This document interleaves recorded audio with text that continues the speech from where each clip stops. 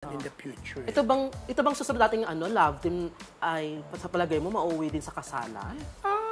Hindi naman siguro, pero baka mauwi sa relasyon, di ba? Pero yung iba kasi, dahil nga sa duet, collab sa isang English song, My Love, ni Francine, kay So, nga yun?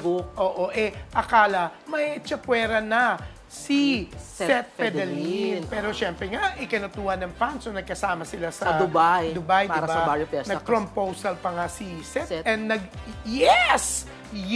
Si Francine. Diba? Sabi pa nga ni Francine, hindi na daw dapat tinatanong niya. Oo nga, di ba? Pero eto na, alam mo ba, na may nagchika sa akin na close sa kanila, magkakaroon daw ng movie ang Francet Love Team, sila Francine and Seth. Alam mo, lakas-lakas nila sa social media. Yes. Grabe ang suporta sa kanila ng fans, di ba? So yun nga, may gagawin daw pelikula, inaayos na raw, kinakasan na raw yan. Parang nasulat na din natin sa Abante.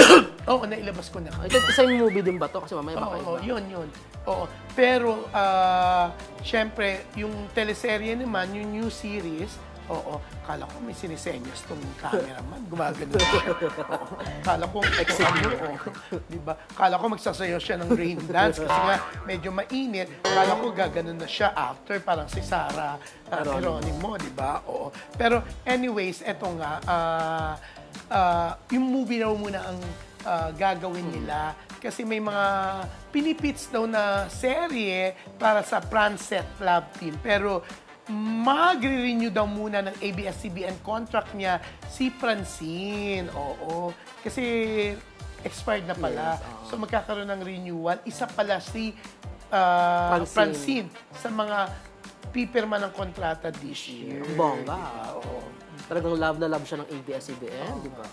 So, ikaw, naniniwala kang malakas talaga yung Francet Love Team? Oo. Bakit?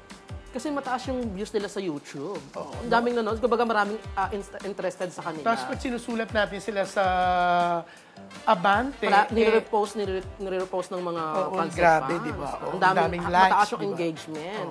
Diba? Ang bongga. So ako, aabangan ko yan. Siyempre, excited ako dyan.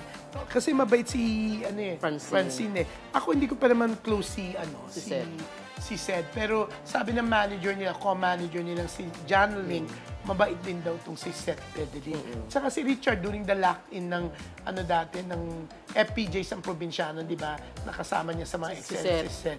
Mabait din daw si Seth, di ba? Bongga.